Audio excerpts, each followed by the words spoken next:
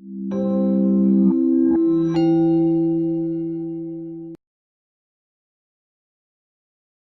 I will speak from is based on my experience working at Coke for the last 20 years.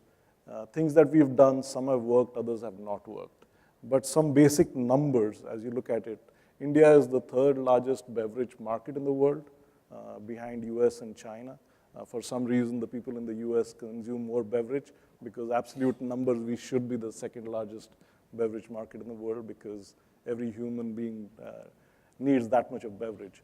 That said, most of the beverage that is consumed in India is in the non-packaged form. So it's your plain milk, tap water, or water, plain water, and things like that. So if you look at that, the potential for the beverage market is huge.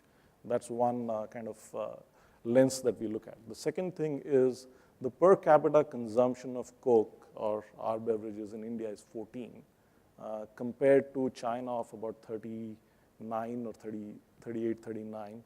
The world average is 94. Pakistan is at 34. And Mexico, which we wouldn't like to compare, is 750. So that's the kind of scale we are looking at. So I'm not even going US or the developed world. These are all areas where we see the growth going to come from. The other data point that we have is we've had 29 quarters of growth, consecutive quarters of growth in the last 29 quarters. Of those 29 quarters, 19 have been double digit. So if you look at these data points, I mean, growth is there, it's happening. The market is there. So, I mean, I don't think we need to convince this group of people to say that, the India opportunity is anything but bright, just because of the demographics. I mean, growth is going to happen. Ups and downs in terms of economic growth will happen. But just the sheer numbers stack up in our favor, and our experience in the beverage market goes to prove that.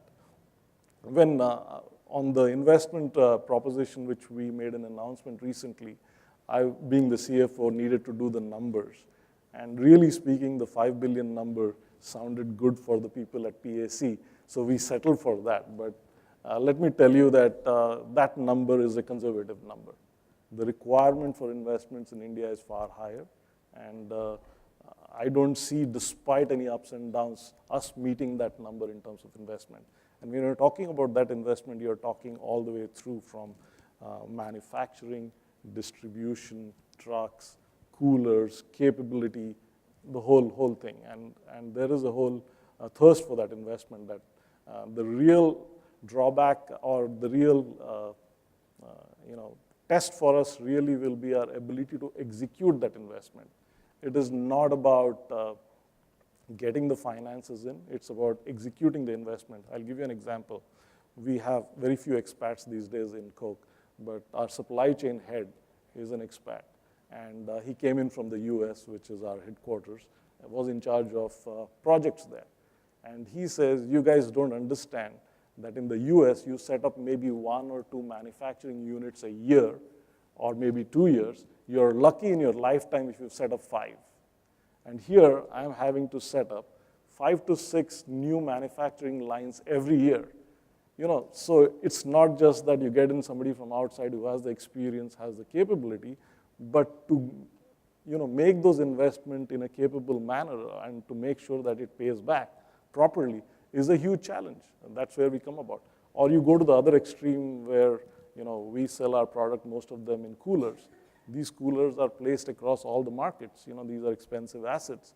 Our ability to control those coolers, is more important than just getting the money to be able to buy the coolers. So it's more about our capability to execute that investment, which is hold us back or can accelerate that investment rather than the availability of finance of sorts.